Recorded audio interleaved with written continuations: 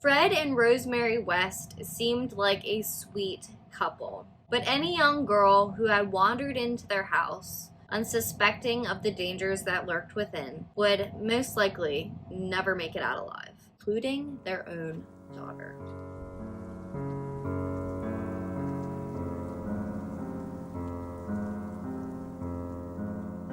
Hi everybody, and welcome back to Killer Concepts, the place where we talk about all things true crime. My name's Peyton. If you are new here, make sure to hit that red subscribe button down below and turn on your post notifications so that you do not miss anything that I post. I just want to let you know that today is going to be part one of a two-part video for Fred and Rosemary West. Originally, it was going to be one long video, but I feel like since there is so much information for this, I could not cram it in, and I did not want you guys to get bored. Today, we are talking about a very notorious couple who go by the name Fred and Rosemary West. Now, this couple is from England, and they're most well known for their Chamber of Horrors at their address 25 Cromwell Street. I must admit, I did not intentionally pick another case in England this week since my last one was placed in England. It just turned out that way. But this couple's crimes are absolutely horrific, and both of them have very extensive backgrounds that could possibly contribute to who they had become. Oh, and a little bit of a disclaimer. Some of these towns I do not think I'm gonna pronounce properly, so anybody from England, I apologize in advance because I'm not trying to butcher the names of your towns. I'm not used to seeing or reading them. Just a forewarning before we get started with today's video. The stories of Fred and Rosemary West, not just what they did, but their childhoods leading up to adulthood, can be seen as a bit disturbing. So I just wanted to give you a very clear warning of that. On September 29th, 1941, at Bickerton Cottage in Hertfordshire, England, Fred West would be born to father Walter Stephen West and mother Daisy Hannah Hill. Fred West would be the first survived out of multiple children, and he would also be part of a pretty poor family. His family was made up of a bunch of farm laborers, and so they did not really have much money, and they just moved from farm to farm. So in 1946, when Fred was 5 years old, his family would move to Moorcourt Cottage at Moorcourt Farm. This is where his father was a dairy herdsman as well as a farmhand. This cottage was pretty small. There wasn't any electric, and there wasn't the heat that we would have today or even back then necessarily. The cottage had to be heated by a fireplace. By 1951, Fred's mother Daisy had given birth to 7 more children, but only 5 of them survived, and so that would make them a family of 8. Now remember, they are a very poor family with a lot of children. Due to how many children there were in the family, they all were very close and they relied on each other for companionship. Most of the time, they were really only around each other unless they were at school. There were several disturbing things that I found about Fred West's childhood. One of them being that his mother, Daisy Hill, apparently had introduced him to sex when he was only 12 years old. Apparently this was something that was pretty normal to her as well as to his father, and so when he was only 12 years old, his mother started having sexual acts with her son. Along with this, Fred West has said that he had seen his father going after young girls and basically told him that when you see something that you want, just take it, including his younger sisters. And another thing that the family apparently participated in was bestiality. Apparently, he had actually even slept with a pet pig before the family would end up butchering it in the family living room. One thing I do want to point out is why there has been many claims of sexual abuse and incest as well as bestiality in this family. One of Fred West's brothers has come forward before, and he said that none of these claims about his parents are true. All this information came from Fred West, and therefore it has to be taken with a grain of salt because none of it has been 100% substantiated. All the West children were expected to do chores around the farm, including picking fruit, harvesting wheat, and hunting. Picking fruit was mainly for the daughters in the family, and then the sons would do more of the hard labor work like harvesting wheat and going hunting. Fred grew a very big passion for hunting. They did that to put food on their table, and he ended up finding out that he really enjoyed to kill things at that time. While hunting itself is not the torture of animals, Fred West would turn it into something kind of like that. He liked killing rabbits, he liked killing deer. He just enjoyed the killing aspect of it. The whole aspect of just putting meat on the table was not the only thing that Fred West enjoyed about it. In school, West wasn't a particularly popular student, and he really didn't have the highest IQ. He definitely wasn't the most literate student in the classroom, but he did have a very good talent for woodworking as well as just artwork in general. In December of 1956, when Fred was only 15, since he had not been doing that well in school, he actually dropped out to become a farm laborer, which is something that he had been doing his entire life and he had watched his parents do. That's what they did for a living. His family was a family full of farm laborers. So Fred would continue to work as a farm laborer, and then a year later in 1967, Fred and his brother John would actually start frequenting a youth club in the area. Now, Fred, just kind of like he wasn't in school, wasn't the most popular kid. He actually would get made fun of and called a country bumpkin because his accent was very country. He was a farm kid, and so that is to be expected. But Fred would grow a very bad habit while at this youth club, and that would revolve around the young girls around him. So Fred would meet these young girls at the youth club, and he would just pester them constantly. He had felt that he deserved any woman that he wanted. Apparently, this is something that he had learned from his father, and so he was constantly going after them. Fred would even go as far as to fondle the young girls, some his age, some younger, even if they didn't want it and they told him no. He didn't really care as long as he was getting his own satisfaction out of it. That is the only thing that mattered to Fred West. And keep in mind, he was only 16 years old at the time, and he had already started to develop this kind of behavior. Not long after Fred's 17th birthday, he would decide he was going to go buy a motorcycle. And this motorcycle would end up getting him into some serious trouble and get him seriously hurt. So only 2 months after he got the bike, he ended up in a terrible accident. And he suffered severe head trauma as well as a broken leg.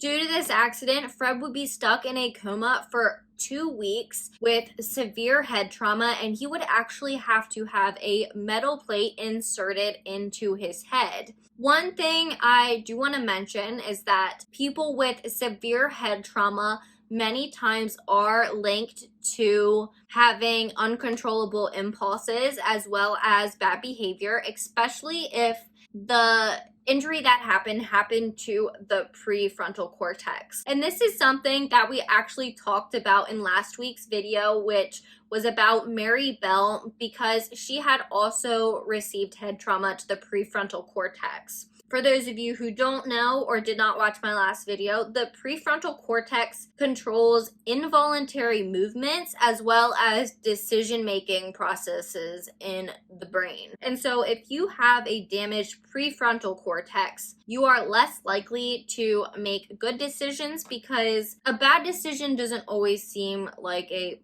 bad decision for you due to that damage in your brain. Basically, many people would wonder in the future if this is why Fred would end up committing some of the crimes that he had committed. But the motorcycle accident would not be the only accident that happened to Fred which caused head trauma. When Fred turned 19, which was actually 2 years after his motorcycle accident, he would have another mishap. This time would totally be Fred's fault. So as I said previously, Fred would go to the youth club and he would fondle women who did not want it, and he would force himself on people. Well, one time when he was on top of a fire escape with a girl at the youth club, he would decided that he was going to try and force himself upon her, just like he had done so many other times. And this girl would actually punch him, sending him over the railing and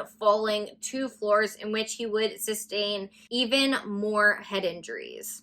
I just have to say, good for her. Not good for him due to his head trauma, but good for her for defending herself. As Fred would get older, his life would only continue declining. So when Fred turned 20, his relationship with his family was pretty much destroyed, and they no longer would want anything to do with him. And this is because Fred would be accused of impregnating a 13-year-old girl. So a 13-year-old girl would come forward and she would say that she had been raped by Fred West multiple times and he ended up getting her pregnant. Now, there are a couple different theories to who this girl was. And the reason I don't want to give you one of them is because I could not find an exact answer as to who this person was. One article I read would say that this 13-year-old girl was actually one of Fred's sisters, and that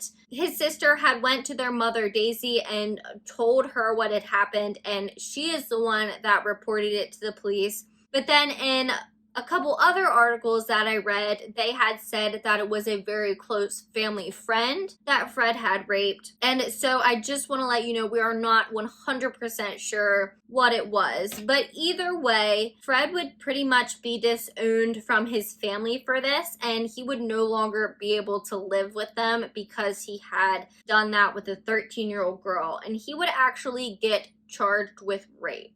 So when it came time to show up in trial, the young 13-year-old girl was actually supposed to testify against Fred. But the girl was too scared to do so. And Fred would end up leaving without doing any jail time. It would be completely blamed on all the head trauma that he had sustained over the past several years. And he would only be charged with child molestation, but he would never have to serve jail time.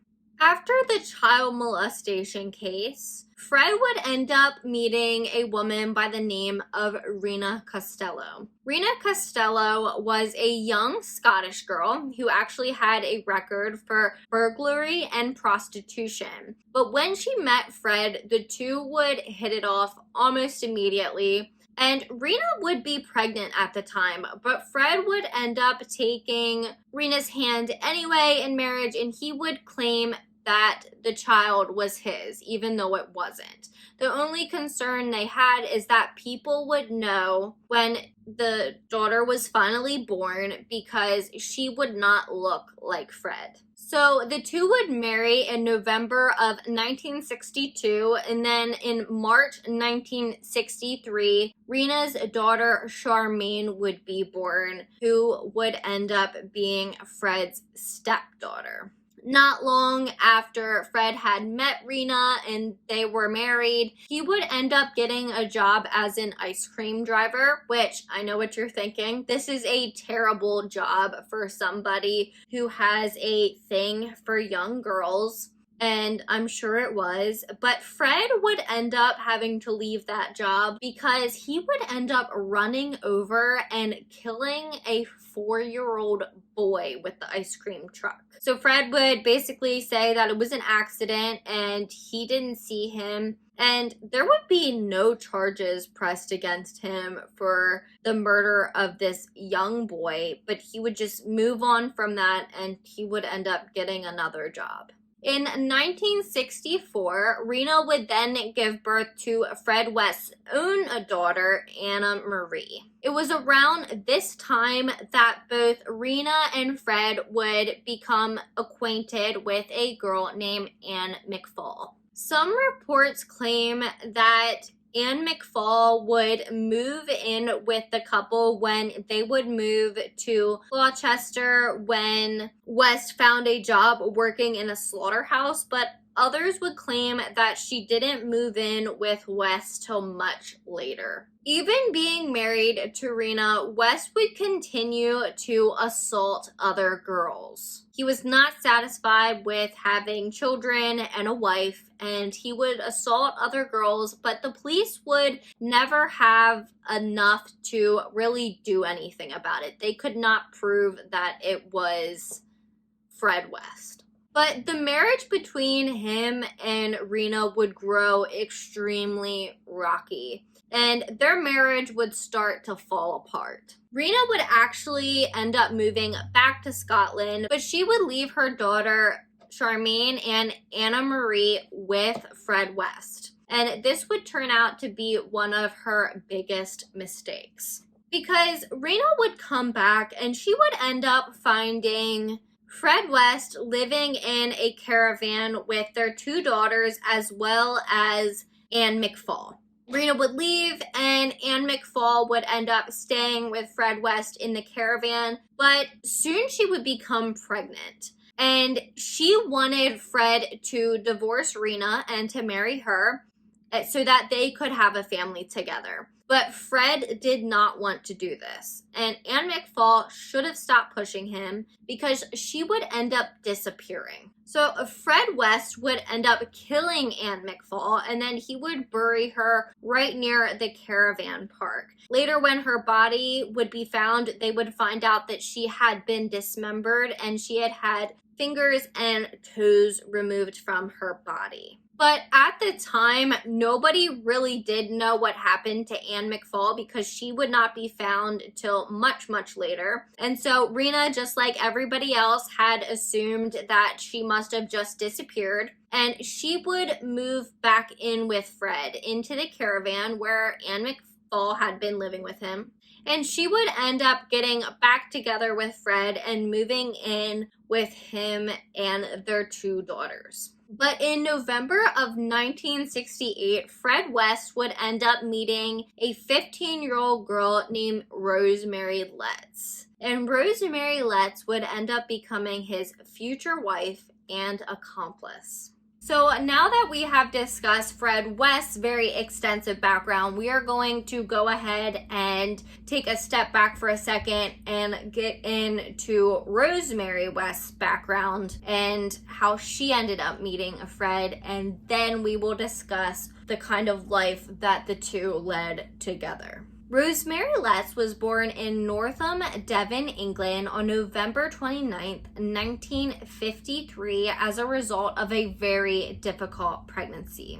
Rosemary's parents were William Andrew Letts and Daisy Gwendolyn Fuller. Rosemary at the time was the 5th of 7 children to be born in a very poor household. Rosemary's mother, Daisy, yes, she has the same name as Fred West's mother did, would suffer depression the entire time that Rosemary was a child, through the time that she was a young girl. And due to this depression, they had actually given her electroshock therapy while she was pregnant with Rosemary. The reason I'm bringing this up is because Rosemary would end up being a little bit slower of a child compared to many other girls her age. And many people have questioned the fact that her mother had gotten electroshock therapy and have wondered if maybe that is something that has affected her brain because she was still in the womb at the time. So Rosemary would perform very poorly in school.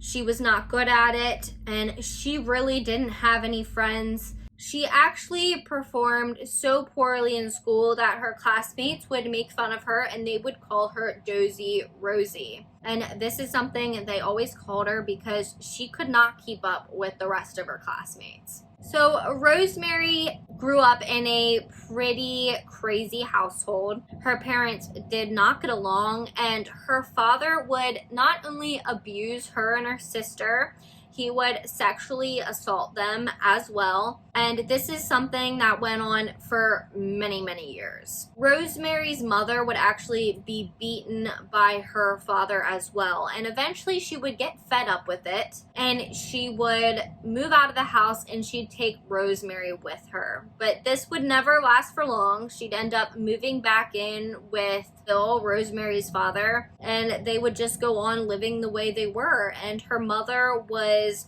always very depressed. She was not the best influence either. Her father was allowed to sexually assault her, and Rosemary's mother basically just always told her that you just do what a boy or a man asks you to do. That's your job as a woman, to do what they want you to do.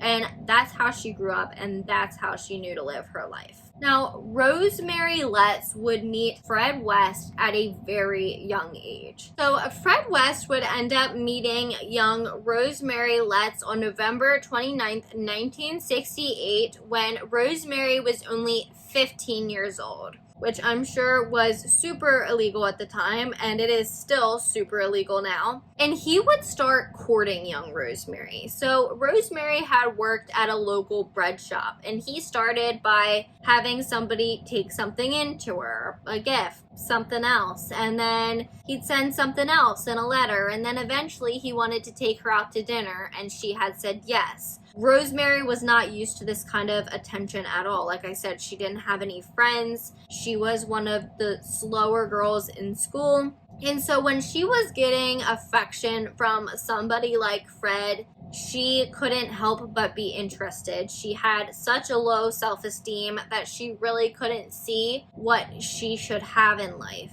And so Rosemary would say yes, and she'd go to dinner with Fred. And their relationship would pretty much immediately blossom. Rosemary would start becoming sexual with Fred, and then not long after they met, a couple weeks actually, Rosemary would quit her job at the bread shop to become nanny to Fred West's children. Their deal was that Fred West would pay Rosemary enough money so that she could make her parents think that she was still working at the local bread shop. And that's what they would do for a while. But then eventually they would have to tell Rosemary's parents about Fred. So when Rosemary's parents found out about Fred, they heavily objected. Her father wanted her to have nothing to do with him. They did not like him. They did not want him around their daughter. And Rosemary's father would go as far as calling social services on Fred, as well as speaking to him in person about how he did not want him to be with his daughter. But it would do nothing, and Fred West would not stop pursuing Rosemary, and Rosemary would not stop seeing Fred West. And when Rosemary was only 16 on her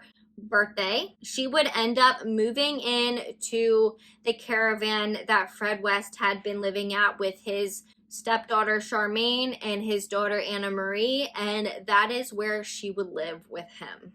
Okay guys, so this video is getting super long. We have so much background information on both people, And then I have so much information on their life together. And I did not want to make the video too long that it was going to bore you. So this is actually part 1 of the Fred and Rosemary West story. So make sure to come back and watch part 2. It should be coming out relatively soon. I'm working really hard to get it done and hear the rest of the story. As always, if you have any case suggestions, please send them to the email address right here at killerconceptsvlog@gmail.com, or you can follow me on Instagram and private message me. I love talking to you guys. Don't forget to like, comment, and subscribe to my channel. Before you go, remember that the world's most dangerous minds hide in the most unlikely places. Stay safe.